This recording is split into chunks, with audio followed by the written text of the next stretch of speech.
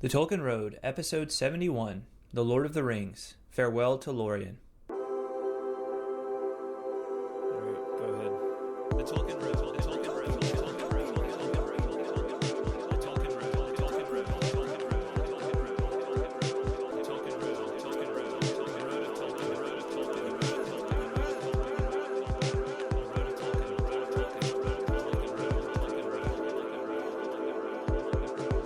Tolkien Road, the Tolkien Road, the Tolkien Road, Hey there, fellow travelers. Welcome to the Tolkien Road, a long walk through the works and philosophy of J.R.R. Tolkien.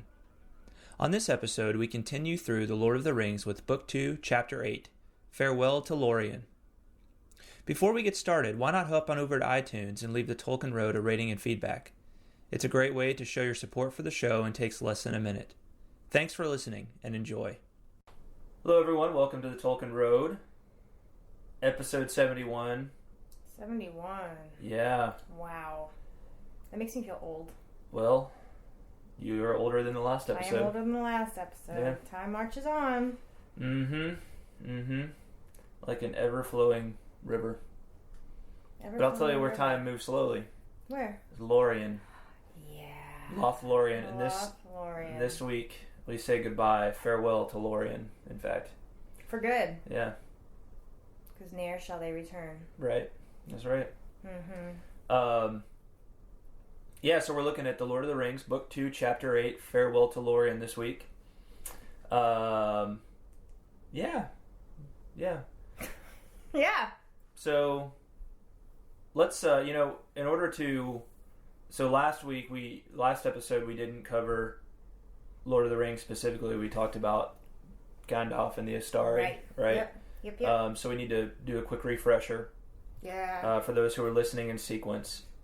And which, I assume that's most of you. As soon as this comes out, you're like, you stop everything that you're doing. You stop changing the diaper. Mm-hmm. You pull over to the side of the road. Yep. Make sure that the latest episode of the Tolkien Road is downloaded onto your phone or whatever device that you need it to be downloaded on, and you listen right there. Absolutely. Yeah. I expect Full nothing blast. less from our listeners. Full blast. Rocking out. Mm-hmm. Yeah, like it's just music to your ears. Because, it is. It is. Right. So What was I talking about? Catching up. Yeah, We're talking about up. refreshing. So, a couple episodes ago, I made just a huge mistake, and I left off one of our super fans' Haiku for two episodes because I couldn't find them. I thought we had already been over this. And Well, we did, but so I apologized for it on another episode. Okay. But you can't let it go, apparently. Well, so I haven't actually gone back and read those yet, right, on the air. Oh. So what we're gonna do? Oh, because we were not doing fellowship. Right. So they were, Mary Grace's Haiku for Book 2, Chapter 6, and Book 2, Chapter 7. So instead of our normal, kind of setting the stage, catching up, from what happened before, this week I thought we'd just read Mary Grace's Haiku from those two chapters to reintroduce. Oh, perfect. Where we are. Remind people and where then we we'll jump off. And we'll do the rest of the Haiku for this chapter at the end of the episode. At the end of the episode. It's like a haiku sandwich. It is. It sounds delicious. That sounds amazing. We need to take a commercial break and go have a haiku sandwich. All right. So here's Mary Grace's Haiku for Chapter 6. Caran Amroth, a timeless land where fair winds blow. The ancient sea calls.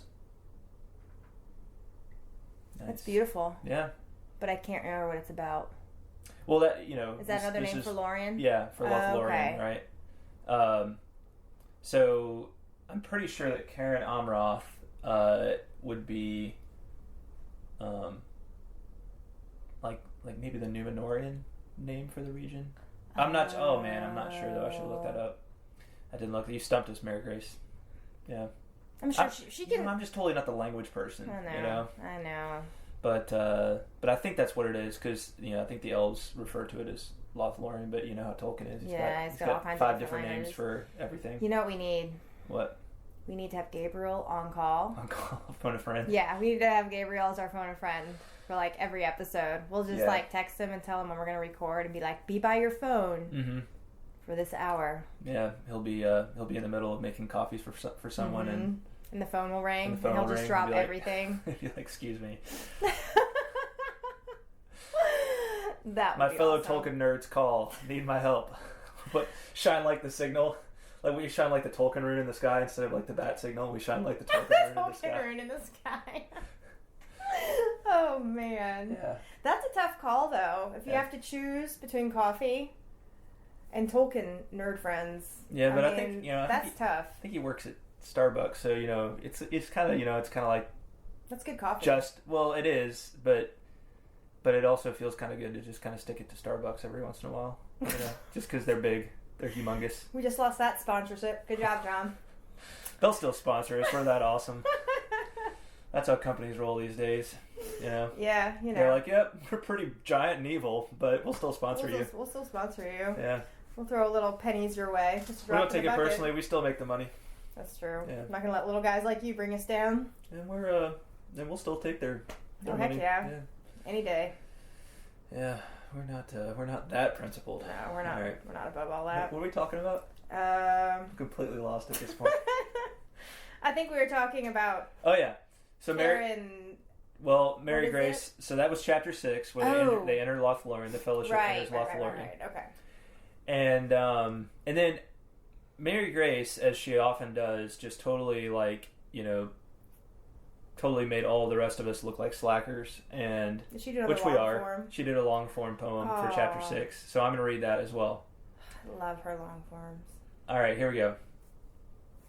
There once was a company of 9 walkers. From fair Rivendell they came, but a perilous 40-mile walk in the dark had become Mithrandir's bane.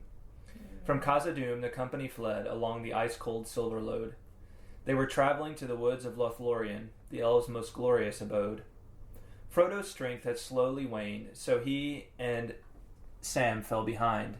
But the men decided to carry them both, and their wounds of battle to bind.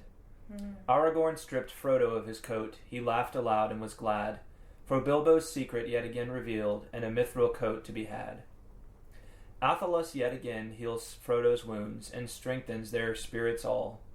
When deep night had fallen and the company moved on, small eerie feet did follow. At last they reached Lothlórien and crossed the river of Nimrodel. Haldir greets them and leads them through the place where fair folk dwell. Because that Gimli is a dwarf, the company must go blind, but Galadriel's tidings are brought to them, and no more trouble they find. To Cairn Amroth they came at last, and recalled great things of old, another place dear to Aragorn's heart, and now my tale is finally told.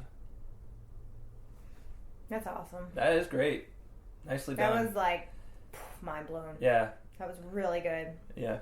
I think Mary Grace should just have her own podcast devoted to writing a long form poem for each chapter of all of Tolkien.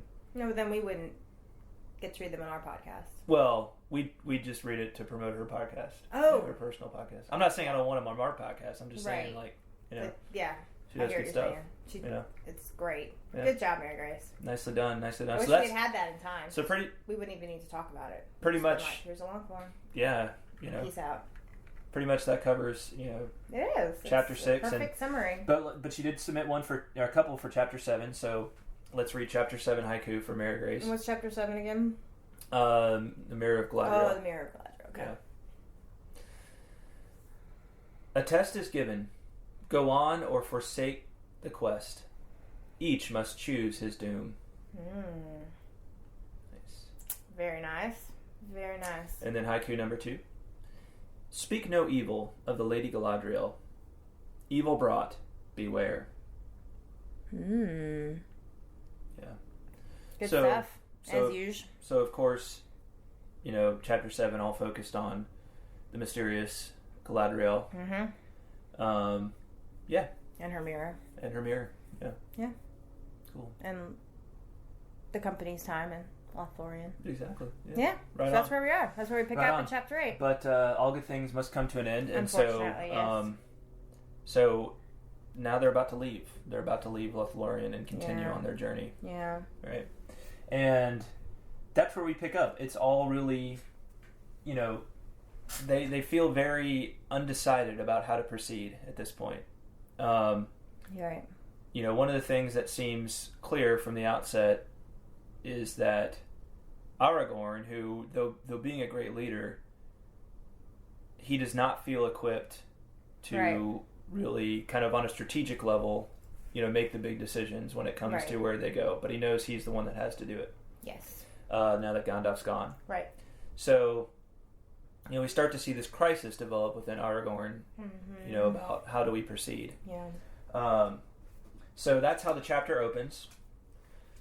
Where do we go from here? They can't stay in Lórien forever. Right. As much as they'd like now, if you go to the back, do you have the I don't maps? have a map. No. Okay, well, you have to look at the map in my book then. Okay.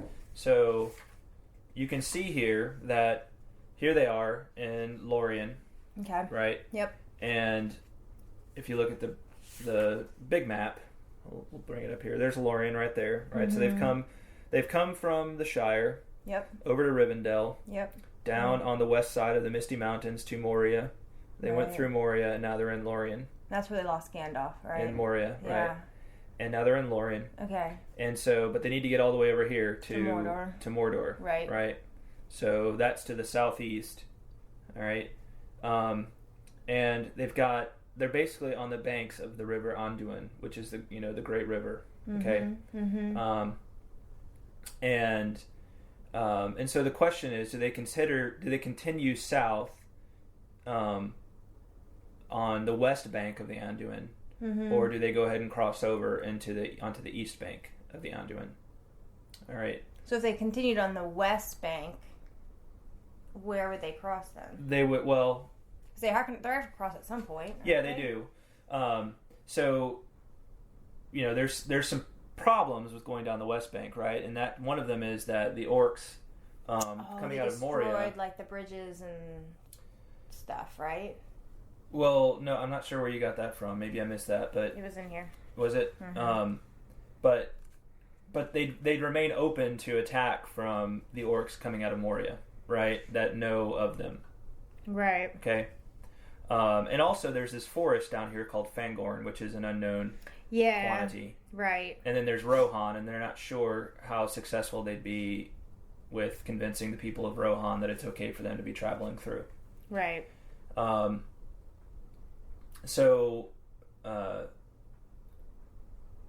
Aragorn, this is the dilemma he's faced with, and finally he kind of lands on, I want to travel down, it'll be nice to have these boats, so Celeborn gives them some boats, and it says, the gift of boats comforted Aragorn much, not least because there would now be no need to decide his course for some days. Right. The others too looked more hopeful. Whatever perils lay ahead, it seemed better to float down the broad tide of Anduin to meet them than to plod forward with bent backs. Only Sam was doubtful. He at any rate still thought boats as bad as wild horses or worse, and not all the dangers that he had survived made him think better of them. So, anyway, I like what it says, how Aragorn, feels better about the fact that he's not going to have to, if they can travel down the river, they can just let the river take them where they're going, right? He doesn't have to make any decisions. Right. For a couple of days at least. Right, yeah. He's kind of bought himself some time. Exactly. Sam, of course, is still skeptical of the boats, but they decide basically they'll travel down the Anduin until they get to this place called Rauros, which is where the Great Falls are. Okay.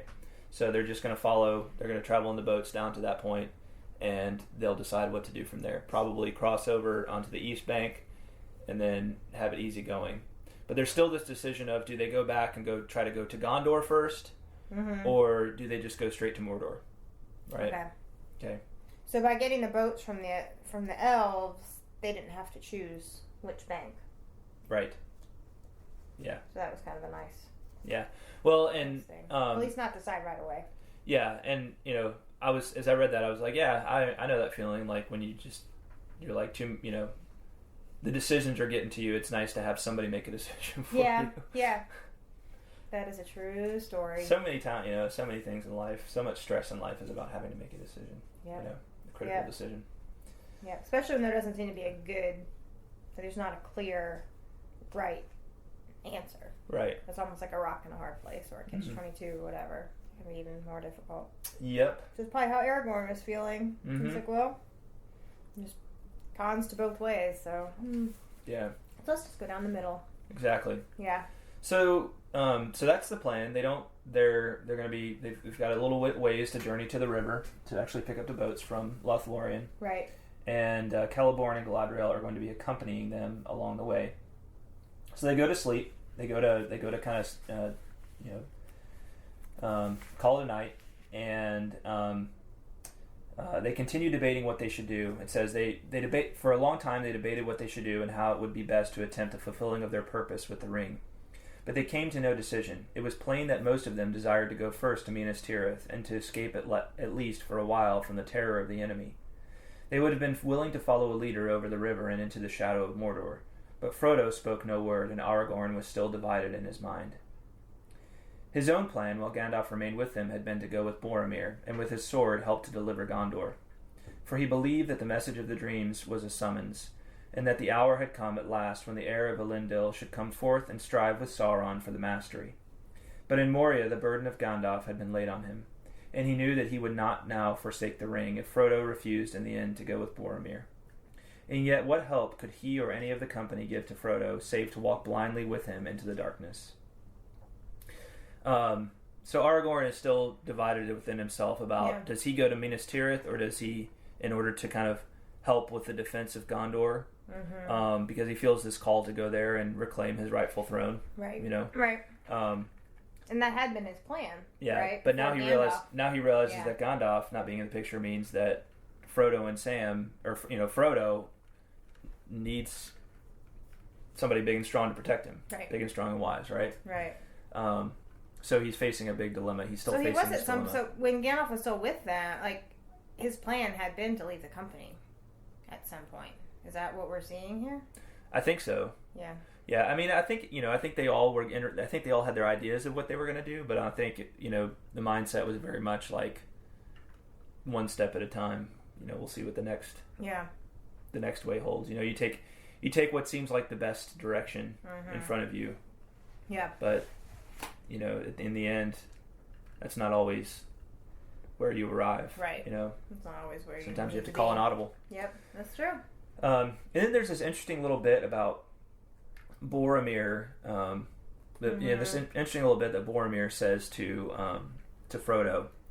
Frodo notices that Boromir is just kind of staring at him. It says his eyes were fixed on Frodo as if he was trying to read his thoughts. And at length he speaks again, softly, as if he was debating with himself.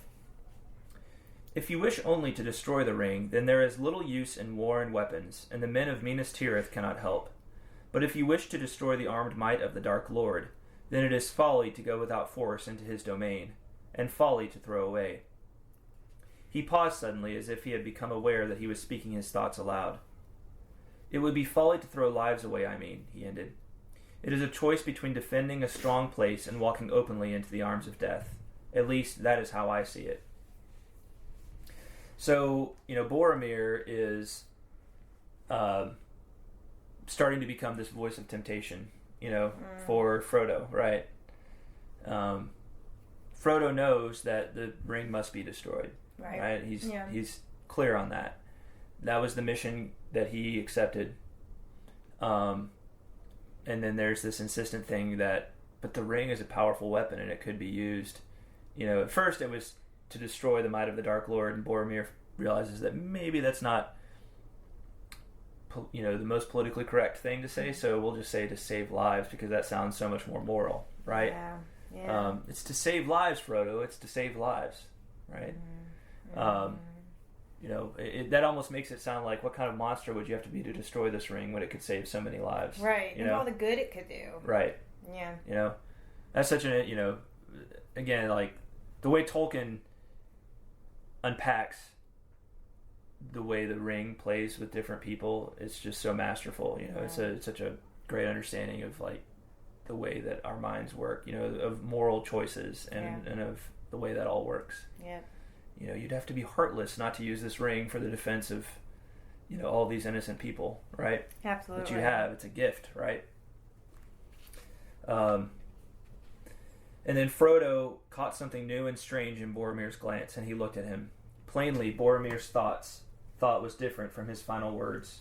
It would be folly to throw away. What? The Ring of Power? He had said something like this at the council, but then he had accepted the correction of Elrond. Frodo looked at Aragorn, but he seemed deep in his own thought and made no sign that he had heeded Boromir's words. And so their debate ended. Merry and Pippin were already asleep, and Sam was nodding. The night was growing old.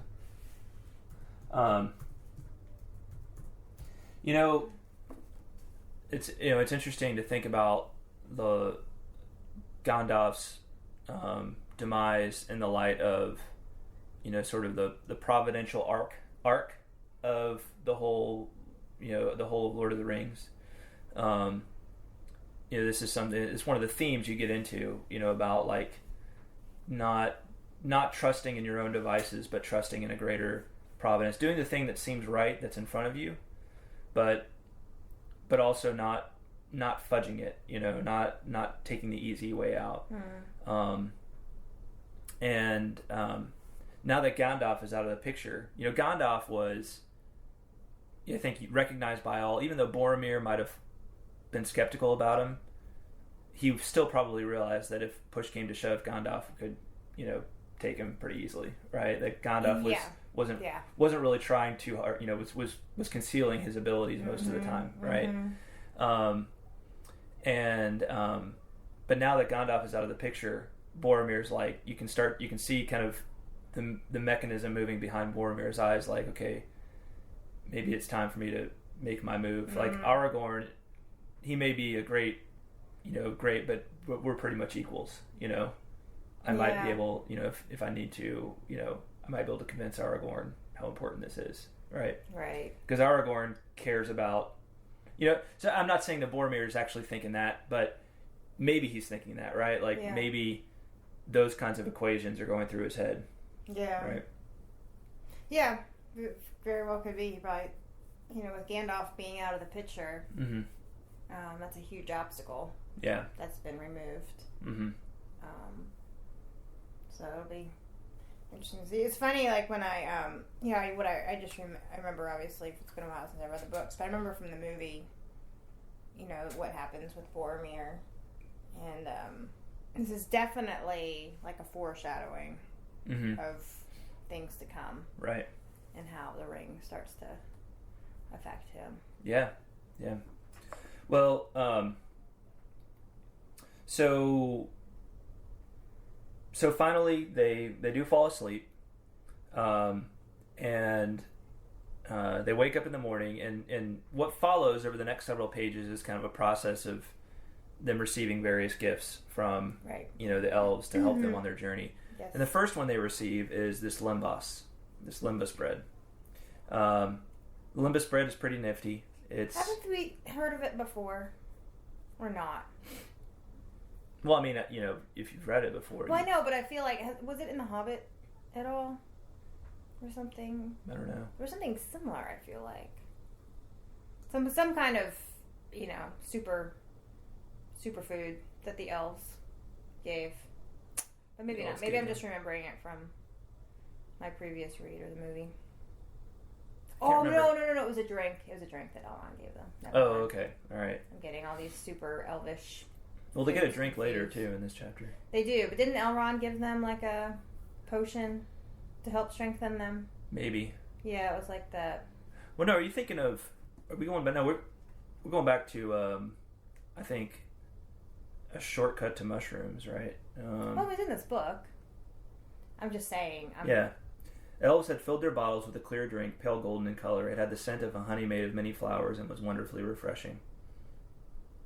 Yeah. So that's when they were in the that's when they were still in the Shire and the elves were traveling through. I thought Elrond had given them something. No, this was what's his name? Where is he? Oh, so this is before they started their journey. Well, no, they had started their journey, but this is Gildor. Oh, but they were still in the Shire. Yeah, Gildor.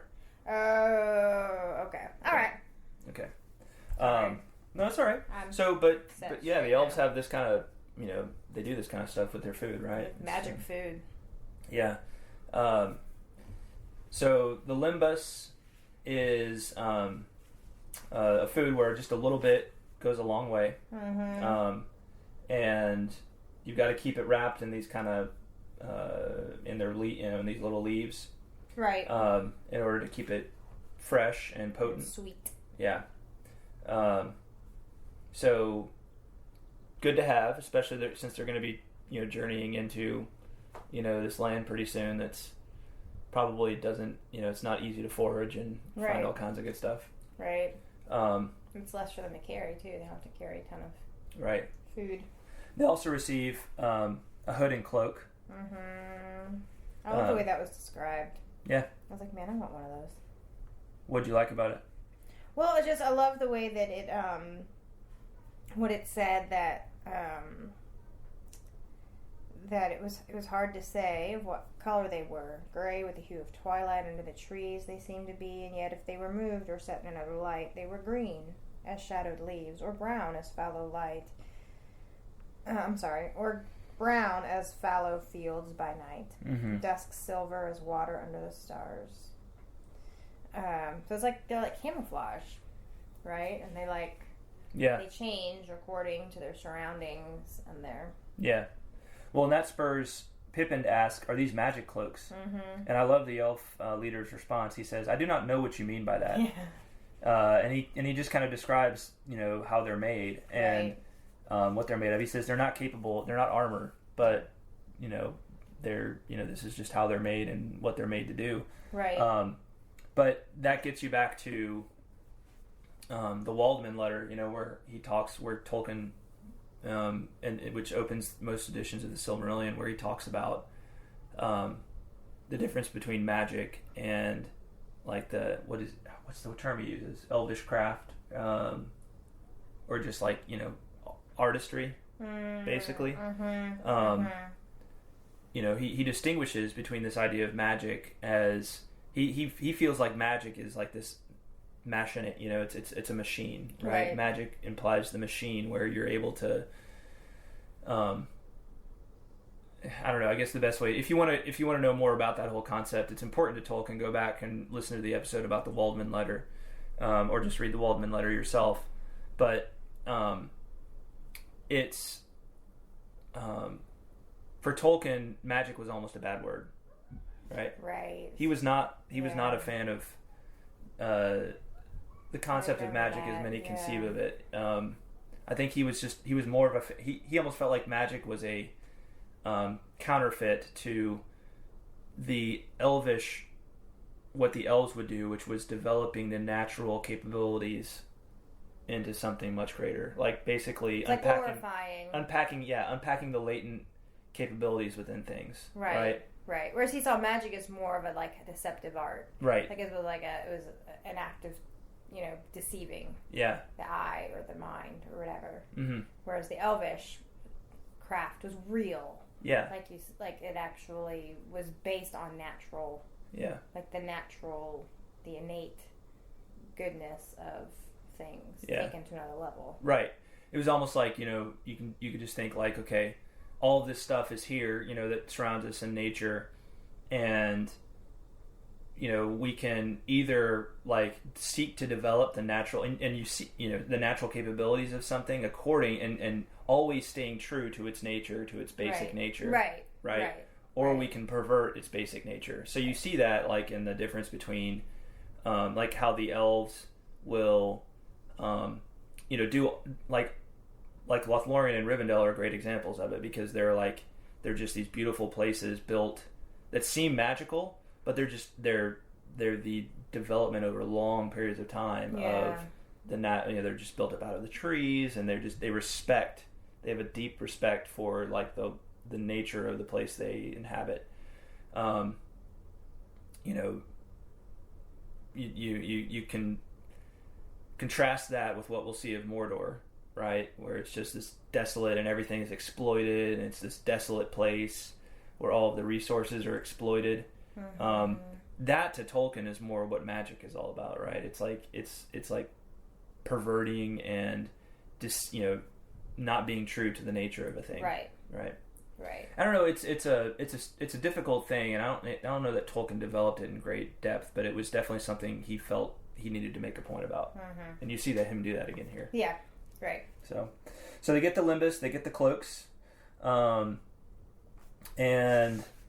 then Sam gets something he's been wanting for a while. Oh, this made me so happy. Go ahead. Ropes. Yeah. Ropes, indeed. Yeah. Answered the elf from the boats. Never travel far without a rope, and one that is long and strong and light, such as these. They may be a help in many needs. You don't have to tell me that, said Sam. I came without any, and I've been worried ever since. But I was wondering what these are made of, knowing a bit about rope making. It's in the family, as you might say. They are made of, what? How do you say it? Hithlane? Hithlane. But there is no time now to instruct you in the art of their making. Anyway, yeah, I thought it was... Yeah, I was so happy that... Not only did Sam get his rope, but he got, like, glorified rope. Yeah. He got the king awesome of all ropes. Yeah. Yeah. Yeah, well, that's what I talk about with, like, the providential arc, of the story, right? That's it on a small scale, but now, here Sam didn't have any rope all the way, and now suddenly he has the best of rope. Yep. Right? Yep. To go ahead. Yep. So, nifty little thing. Yeah, absolutely. Now they're ready. They're on their way to the river, and they hear Galadriel singing a song. So maybe we can. Wait, can we first mention go ahead. first how when they got into the boats, I thought it made me chuckle a little bit too about Legolas and Gimli being in the same boat. Yeah. Who had now become fast friends. Yeah. I thought that was maybe that's another part of your providential arc. Without Gandalf, they're forced to really come together. Right. Put aside their differences. Right. Right. And now the elf and the dwarf who were almost ready to kill each other a couple chapters ago. Well, and remember that going forward, because the kind of Legolas and Gimli, sometimes Legolas and Gimli can seem to be the more minor members. They're kind of like Merry and Pippin. They kind of take a back seat to everybody else. Yeah. But they do have a really beautiful sort of arc to the story of their friendship. That's not completely spelled out in the films. So this is your first time reading the book, or even if it's your second, you never pick up on everything the first time reading The Lord of the Rings. If it's your second or third, it's really cool kind of what happens with them. And it's not all spelled out in the story. Some of it's in the appendices about, what eventually becomes of them. But yeah, it's cool that they become friends. Yeah. And they're stuck in a boat together. Makes me think of that White Stripes song. Oh. Fall is here, hear the bells, back to school, ring the bell. That's the theme song to Napoleon Dynamite, I can tell that we are gonna be friends. Except they couldn't tell they were gonna be friends. Well, I know, but now it just they makes are me think of that song. Yeah, I understand. Because it's about friends. Yeah. Yeah. It's a good song. It's a really good song. All right, so I'll do 2 lines and then you do 2 lines, okay? Oh, this Galadriel song? Yeah, Galadriel song. But let's just say real quick that they're in a swan boat, which is cool. Yeah. Yeah. Right on. At first they thought it was like an actual swan. Mm-hmm. And they're like, oh wait, it's a boat. That looks just like a swan. Right. Yeah. It's pretty nifty. Indeed. Was Arundel's boat a swan? Oh. At the end of the Silmarillion? Mm-hmm. I think it was. It may have been. I don't have the Silmarillion out here. Oh, here we go. Oh, you do have it out here. Always prepared you are. I think it was some kind of bird. Or aquatic. Vingalat. What was Vingalat? Bird. Foamflower, the name of Arundel's ship. Let's just look at the chapter.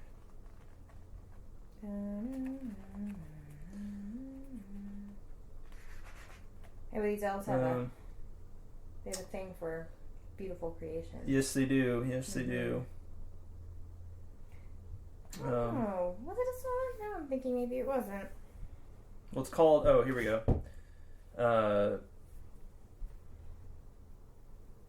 Let's see. With the aid of Círdan, Arundel built Vingalat, the foam flower, fairest of the ships of song. Golden were its oars, and white its timbers, hewn in the birch woods of Nimberthel, and its sails were as the argent moon.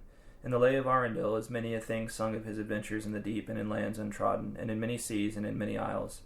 But Elwing was not with him, and she sat in sorrow by the mouths of Sirion. I could have sworn that somewhere I read that it was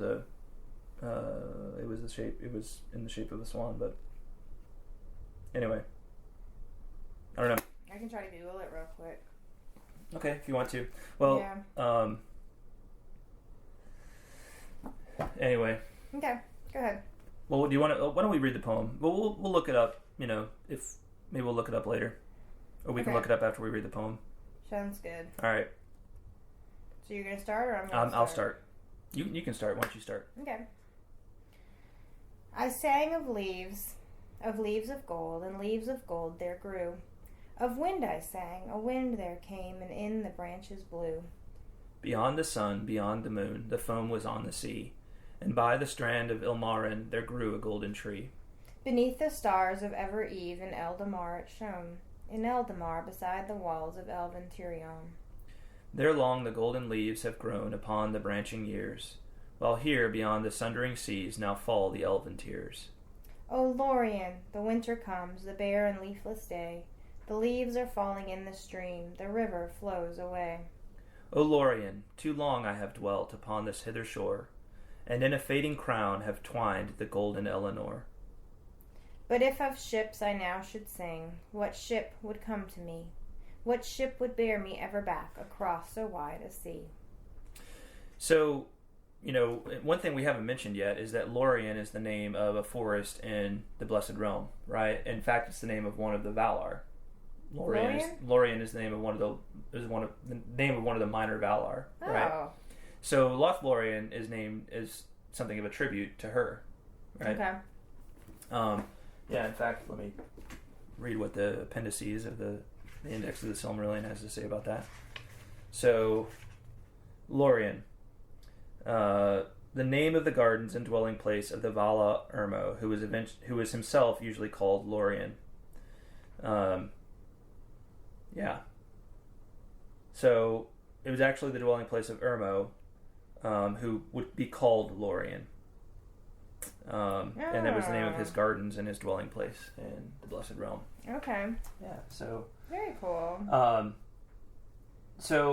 But this is, we're going to do an episode soon that's similar to what we did for Gandalf, where we're going to focus on Galadriel, because she is such a fascinating character, and whose history goes so far back, into the Silmarillion and everything. She's one of the, she really is, of all of the characters, the one who is present a great deal in the Silmarillion, a good deal in the Silmarillion. She's not a major character, and then the same thing in the Third Age here in the Lord of the Rings, right? She's just carries all the way through. Yeah. So she's kind of a steadfast fixture. Oh yeah. Through all of this. Oh yeah. And let me note just real quick, according to TolkienGateway.net, it says that the prow of Arundel's ship, how do you say it again? Vingalat. Vingalat was fashioned like a swan. Nice. And the elves of Lothlórien made a swan ship, so well crafted that it resembled a real giant swan. I thought that was the case. Yeah. Right on. And Ulmo sent 7 great swans to guide Tuor to Vinyamar. Do you remember that from the... I don't remember that part from the... But that might not be in the Silmarillion. It might not be in the Silmarillion. It might be in part of the history of Middle-earth or something like that. Yeah. So anyway, the swan was an important bird in the tales of elder days. Yeah. Cool. Suffice it to say. Yeah. Well, thank you for looking that up. No problem. Happy to be of assistance. And that's just a beautiful poem. It is absolutely gorgeous. That is beautiful. Just gorgeous. It's like haunting and beautiful and sad and glorious. Well, what I was going to say about Galadriel is we're going to do an episode that's focused specifically on her and her story. Cool. Okay. Right? And one of the things that's interesting is that Tolkien at various places seems to kind of say that Galadriel is like a penitent. You know, she's almost like in Middle Earth is sort of, she almost has reside in outside of Valinor for this long period of time because she did go with the rest of the Noldor. She was at different times he says she was part of it and then says she wasn't really part of it. She just kind of got caught up in it, in the wave of it.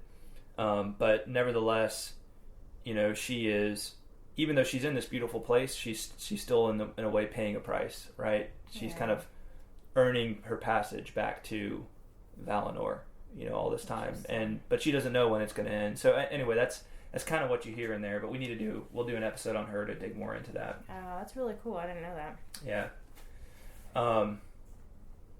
So it was like, so are you basically saying that like her time in Lórien is kind of like a purgatory? Yeah. Oh man. Yeah. I hope purgatory's that. Not exactly what I picture purgatory to be, but that'd be great if that's what it was. Well, but think about if you were accustomed to the blessed realm. Well, I guess that's true. You know, it's all in your perspective, right? Yeah. Yeah.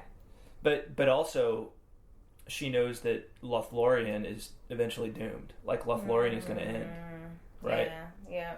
True. She has to kind of be there in this place where everything is falling apart around all of the stuff that think about it. Like once upon a time, Galadriel lived in Valinor, and then even after that, she lived in Doriath and Menegroth, right, with its great elvish kingdom. And now the elves are kind of reduced to these little pockets, you know, in Middle Earth, and even then they know that their days are numbered, right? They're on the decline. Yeah. So there's having to suffer through all of that. So it's a different sort of suffering. Yeah, it's like, well, it would be nice to suffer in a place like Lórien, you know. Yeah, I understand what you're saying. It's but like yeah, sort of emotional, it's all your spiritual. You know, exactly. Yeah. Yeah. So, from there, there's a bit of discussion about Fangorn and Rohan. We have. Aren't they first invited to the farewell feast? Yes, they are. Okay, so that's where the discussion happens, right? It's right. The farewell feast with Galadriel and Celeborn. Yeah. Well, Celeborn kind of lays it out for them what they're going to find as they travel down the river. Right. He says, as you go down the water, you will find that the trees will fail and you will come to a barren country. There the river flows in stony vale amid high moors, until at last, after many leagues, it comes to the tall island of the Tendrock that we call Tol Brandir. There it casts its arms about the steep shores of the isle, and falls then with a great noise and smoke over the cataracts of Rauros down into the Nendoff, the Wetwang, as it is called in your tongue. That is a wide region of sluggish fen, where the stream becomes tortuous and much divided. There the Entwash flows in by many mouths from the forest of Fangorn in the west. About that stream, on this side of the great river, lies Rohan. On the further side are the bleak hills of the Aemon Will. The wind flows from the east there, for they look out over the dead marshes and the no-man lands to Cirith Gorgor and the black gates of Mordor.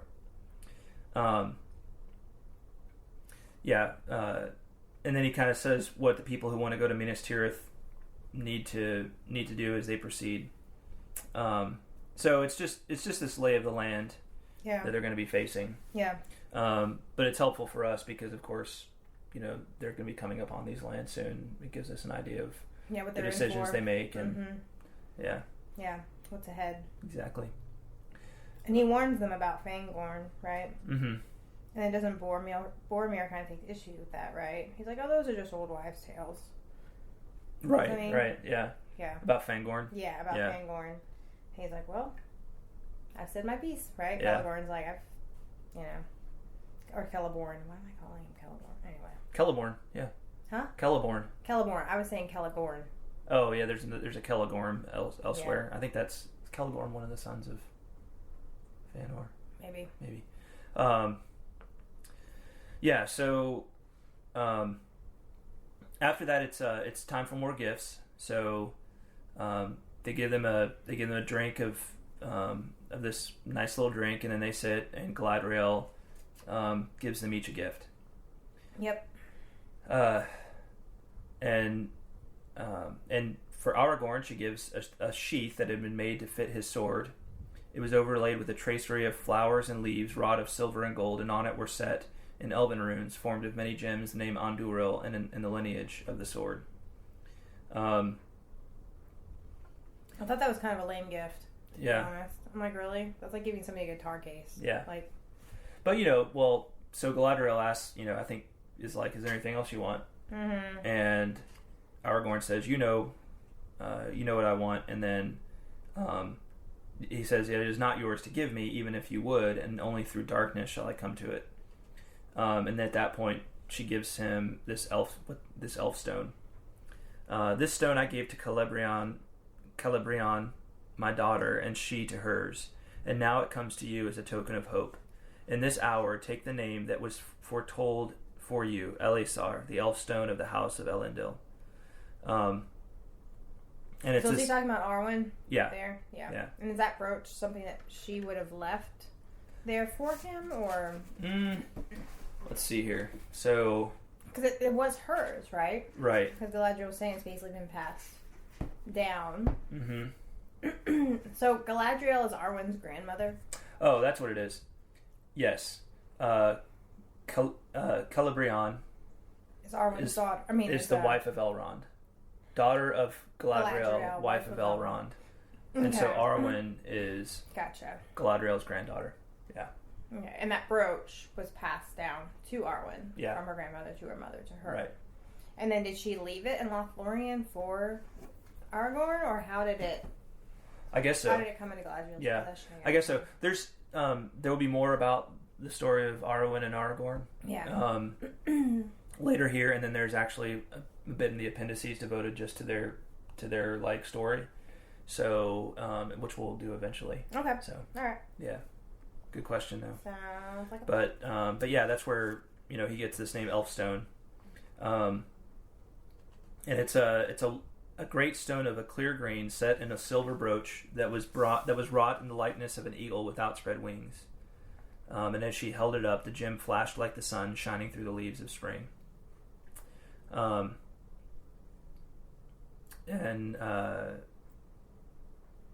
So more gifts coming. She gives to Boromir a belt of gold.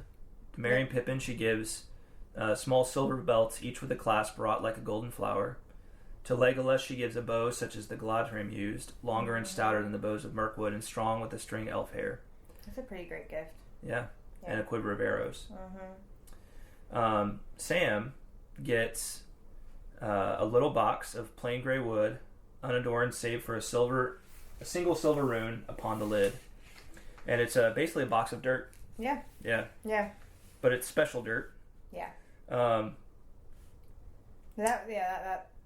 That's really a gift. Yeah. I'd like that gift. And she says, though you shall find all barren and laid waste, there will be few gardens in Middle Earth that will bloom like your garden if you sprinkle this earth there. Mm-hmm. Then you may remember Galadriel and catch a glimpse far off of Lórien that you have seen only in our winter. For our spring and our summer are gone by, and they will never be seen on earth again, save in memory. That's a good little motivation for Sam to get home too, right? Yeah. Like it's a good kind of little shot in the arm to be like, man, if I can just get through this, I can get home and have a garden like I've seen in Lórien. For somebody like Sam, that would just be the bee's knees. Absolutely. Yeah. Gimli, Gimli gets to ask for what he'd like, and so he ends up asking. Gimli is just pretty much like completely, just starstruck by Galadriel. Yeah. And he's embarrassed, but eventually he gets the courage to ask and basically say, it would be really great just to have a single one of your hairs, to keep with me as a memento. And she ends up giving him 3. And I like this little bit where it says, when he asked for it, he says, it says, the elf stirred and murmured with astonishment, and Celeborn gazed at the dwarf in wonder. But the lady smiled. I like I like this. Celeborn gazed at the dwarf and wondered. Yeah. Celeborn's kind of like, what? You hitting on my girl? He's like, say what? He's like, oh, you didn't. Just ask for my girl's hair. That's right. Dude, that's creepy. Yeah. Well, I don't think Gimli means it in a... No, he doesn't. It's kind of unfortunate that I think, we as, moderns, like, read that as, like, this really kind of a creepy thing. I think that's how people kind of poke fun at it a lot. Mm-hmm. But I don't think Tolkien didn't intend it that way at all, You're talking about Gimli here, who is this stout, gruff, tough dwarf. Right. And he's just never seen anything, like, he never imagined anything this beautiful and wonderful existed. Right. Right. Both the land and, like, a woman this beautiful, Mm-hmm. And not just beautiful in like kind of the physical sense, but just like the grandness and like, mm-hmm. and like beauty of her soul, right? Mm-hmm. Yeah, the embodiment of all that is good. And so he's basically asking for a relic. It's almost like kind of like a living, a relic for a living saint in a way. Mm-hmm. That's a good point. I do love this part though, because mm-hmm. I feel like it really shows the other side of Gimli. It shows him to be. And I still remember the scene in the movie. I think it's done really well. And mm-hmm. Gimli, you could tell, is just like he's just so humbled and softened in this moment. And you really you do get to see what's kind of underneath that tough, gruff mm-hmm. exterior. So I think it's a really beautiful scene. Yeah, for him, it's like this is a treasure. This mm-hmm. is this, and dwarves are obsessed with treasure, right? With like gold and jewels and all this kind of stuff. And he's basically saying this will be like the greatest treasure of mm-hmm. my household. He's saying it's gonna. He says that it'll be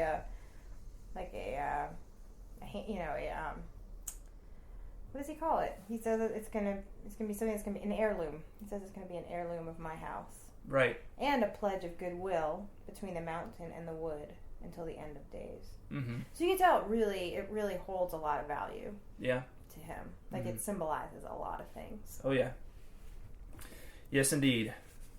And then finally, for Frodo, she gives him a small crystal phial, and it glittered as she moved it, and rays of white light sprang from her hand. In this phial is caught the light of Arundel's star, set amid the waters of my fountain. It will shine still brighter when night is about you. May it be a light to you in dark places when all other lights go out. Remember Galadriel and her mirror. What is it? So it's a phial? Is that like a vial? Or it's like a little, like a little crystal bottle kind of. Okay. Yeah. Okay. So, but it's got the light from Arundel's star, mm-hmm. right? Which, remember, is Arundel's ship with the Silmaril upon. So it's basically the light from the only Silmaril that can still be seen, right? Yeah. Which is now a star in the sky. Right. But it's kind of cool knowing knowing the background of the mm-hmm. Silmarils, and that they mm-hmm. that's basically the last light of the two trees of Valinor, right? Yeah. So he's got that with him. Yeah, it's pretty great. Which again, probably when it was given to him, it was kind of like, what's the use of this? But she says, may it be a light to you. Mm-hmm. May it be a light to you in the darkness and dark places. Yeah. And also remember Galadriel and her mirror. Remember the choices mm-hmm. that lie before you. Mm-hmm. So. Yeah. Okay. So Galadriel then sings another song for them as they get going, and I'm not gonna try to pronounce all the Elvish, but there's a good translation of it, so I figured we could just read the translation. Okay.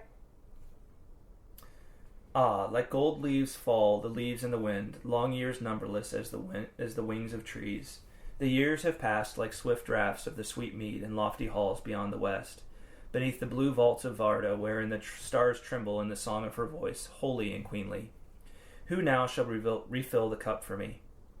For now the kindler, Varda, the queen of the stars, from Mount Everwhite has uplifted her hands like clouds, and all paths are drowned deep in shadow. And out of a grey country darkness lies on the foaming waves between us, and mist covers the jewels of Calakiria forever. Now lost to those from the east is Valimar. Farewell. Maybe thou shalt find Valimar. Maybe even thou shalt find it. Farewell. So it's basically kind of a hymn of lament to Varda, to Elbereth, right? Yeah. So again, we get this flavor from Galadriel of just longing, and regret, in there too, over having lost the lands of Valinor, and a desire to get back to them, right, if at all possible. Yes. And I love how part of the last of it is, maybe thou shalt find Valimar, maybe even thou shalt find it. Farewell. So there's a note of hope in there. Yeah. It's not complete despair. Right. Yeah. Right. And then the last bit of the chapter is, it centers around this kind of lament that Gimli and Legolas share. Mm-hmm. The travelers now turned their faces to the journey. The sun was before them, and their eyes were dazzled, for all were filled with tears. Gimli wept openly. That's like, that's just that's a beautiful little line right there, right? Because really, again, it further humanizes Gimli, the tough, gruff dwarf, and he's just something's happened. Big time has happened to Gimli, and he's been really affected by in by their Lórien. time there. And Legolas says, "I have looked the last upon that which was fairest. Henceforward, I will call nothing fair unless it be her gift." And then it kind of this further unites them, because they're both kind of sharing the grief of knowing that they're not going to see any of this again. Right. And Gimli says, "Tell me, Legolas, why did I come on this quest? Little did I know where the chief peril lay. Truly Elrond spoke, saying that we could not foresee what we might meet upon our road. Torment in the dark was the danger that I feared, and it did not hold me back. But I would not have come had I known the danger of light and joy. Now I have taken my worst wound in this parting, even if I were to go this night straight to the Dark Lord. Alas for Gimli, son of Gloin." And Legolas says, "Nay, alas for us all, and for all that walk the world in these after days. For such is the way of it, to find and lose, as it seems to those whose boat is on the running stream. But I count you blessed, Gimli, son of Gloin.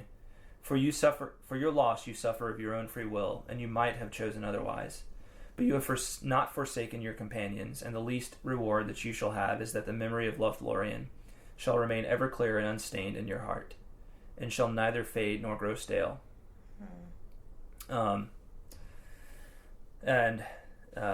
Gimli basically says, "But memory is not what the heart desires. That is only a mirror, be it clear as Keled Zaram, or so says the heart of Gimli the dwarf. Elves may see things otherwise. Indeed, I have heard that for their memory is more like to the waking world than to a dream. Not so for dwarves." It's we have memories of things that we've lost that we know we'll not have again, at least in this world. But as we get further and further away from them, they become like passing dreams, like things that we forget. And it is interesting to note that the elves may have a little bit clearer vision, and so for them the memories might be more consoling. But for lesser beings, right, like dwarves, like men, memories are not as consoling, right? Memories can almost be, they can be consoling, but they can also be painful. They can be tormenting too. Yeah. They can be reminders of a happiness that once was. Right. That they won't really be can bring that regret. Yeah. And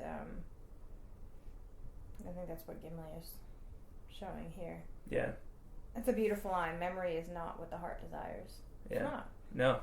Who wants a memory when you can have, when you remember, like what you want is the real thing, right? What that memory encapsulates. A memory is a fleeting thing. Yeah. It fades with time. Yeah, this is overall, this is just a really beautiful chapter. There's a whole lot of just this deep longing, that goes on in this chapter. From everybody. I mean, from everyone from Galadriel to Gimli to Legolas to Aragorn, everybody's longing for something. Mm-hmm. Yeah. Yeah, it's kind of like if you've ever been on a vacation where you just, it was like the perfect vacation in the sense of like it was refreshing, it was relaxing, you just, your worries and your anxieties and your fears were just gone while you were there, and you felt like safe and content, and then all of a sudden you're kind of brought back to reality, and it's into the harshness of the world and all these things, and it's so it's definitely something it's easy to identify with. Absolutely. Yeah, on many levels. Yeah. All right. Any other thoughts on the chapter? No, I think we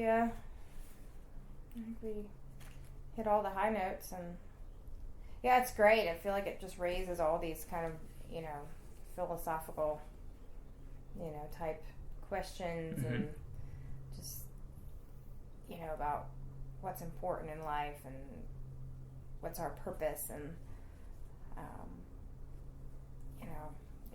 it's good. It's really good.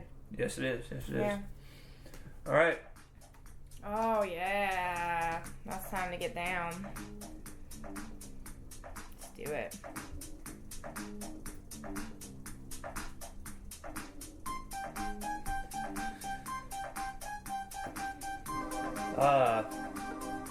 Seems like an interesting... this music just doesn't fit with the discussion of the last hour. I know. I was getting ready to say it. This music almost feels a little bit profane coming off of. I was thinking it seems a little sacrilegious, maybe. Yeah, but it's okay. Whatever. It's not really. It's all good. All right. It provides balance. Yeah. Yeah. So maybe we should have played Enya instead. Maybe we need to have Enya write a haiku song for us. Maybe we do. We could probably just find something from Enya. A good haiku. I still remember when my brother told me that there was some kind of like spoof on not the Academy Awards, but like the what's the one for music? Anyway, whatever there was some kind of like goofy spoof of awards that was given out to albums.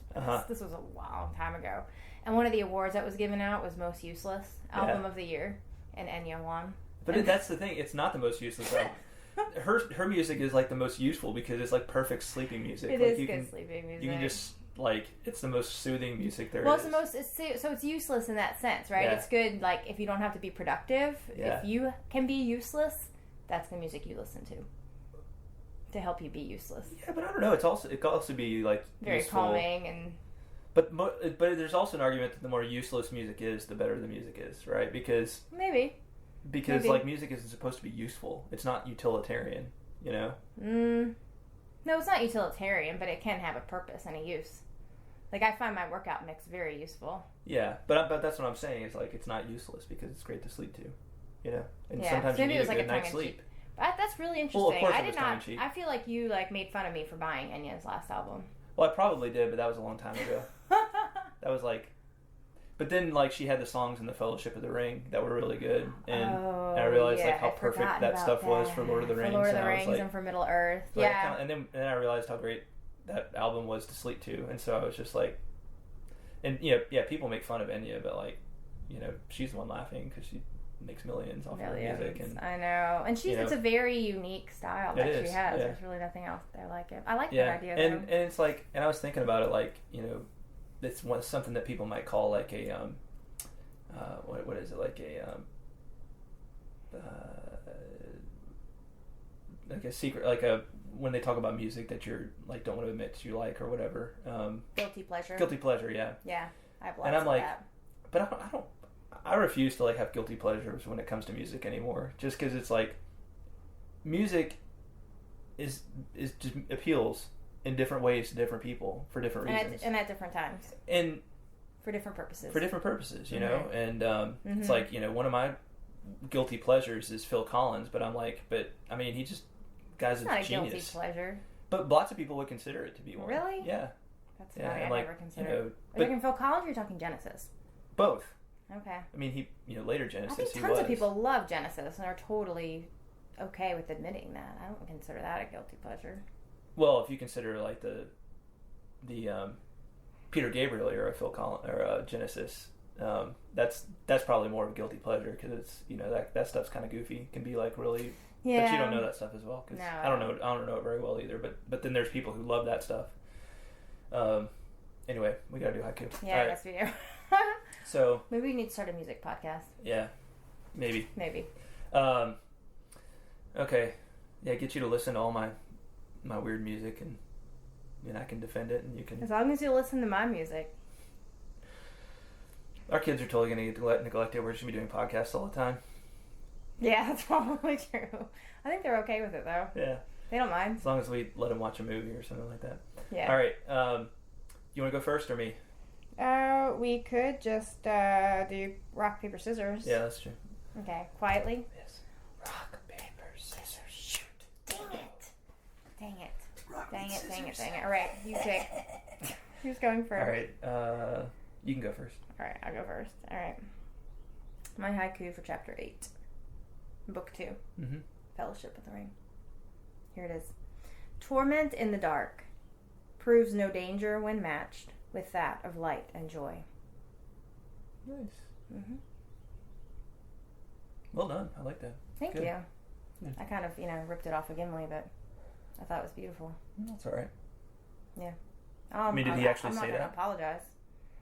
Those were his words. I just kind of rearranged them. Well, that's what we do, though. I mean, you take ideas from the chapter and rearrange it, Yeah. into the form of haiku. Yeah. I'm pretty proud of that one. Good. Kind of like it. Yeah. All right, here's mine. All right. Gifts given. A belt of gold for Boromir. Not the gold band he wants. Ooh. Snazzy. Yeah. I like that. That's really good. That's really, I was pretty proud of that. Okay, that totally just made No. mine look like kindergartner's work. Hey, there's sometimes you knock it out of the park, sometimes I do. So yeah, that was really good. Sometimes Mary Grace and Josh do, and they both have haiku this week. Sweet. Josh, here we go. Divine gifts for all, and the most gracious are two, hair and ancient star. Nice. The most gracious are two. Yeah. Well good done, stuff. Josh. I like that. I like that a lot. And then we have 2 from Mary Grace, overachieving as usual. Sweet. All right. 1 hobbit to help, the guidance of sailing boats. Mary for the Shire. 1 hobbit to help, the guidance of sailing boats. Remember, Mary said he's not afraid of boats. Oh, that's right, because he lives by the banks of the Brandywine. Yeah. That's right. He doesn't. I thought that was funny how they compared boats to wild horses. Right. Yeah. But Mary doesn't feel that way. That's good. I like that. Mm-hmm. And then another one from Mary Grace. All right. 3 precious gold hairs, a pledge between elves and dwarves, 1 glimmer of peace. Awesome. Nice. Really nice. Well done. Yeah. Good stuff. All right. Well, it's really, really good. That's all we got for this week. So I think that's a wrap. I think that was pretty darn good. Yeah, it is. So we're giving a little extension on haiku entry for chapter 2, book 9. We'll take haiku for that up to August 10th, and then we're also, if you could have them submitted for book 2, chapter 10 on that day as well. We're hoping to record both those episodes together. Right. So for the last 2 chapters in Fellowship, please submit haiku by August 10th if you want it to be right on the episode. So yeah, sounds like a plan. Right on. All right, everybody. Well, thanks for listening. Yeah, thanks for listening. And we will talk at you next time. Yeah, we'll be here, so we hope you will be too. Yep. All right. Right on. All right, you can resume driving now. Yes. Yeah. And you can finish changing your baby's diaper. That's right. Yeah. All right. All right. Thanks, guys. Bye, everybody. Bye, y'all.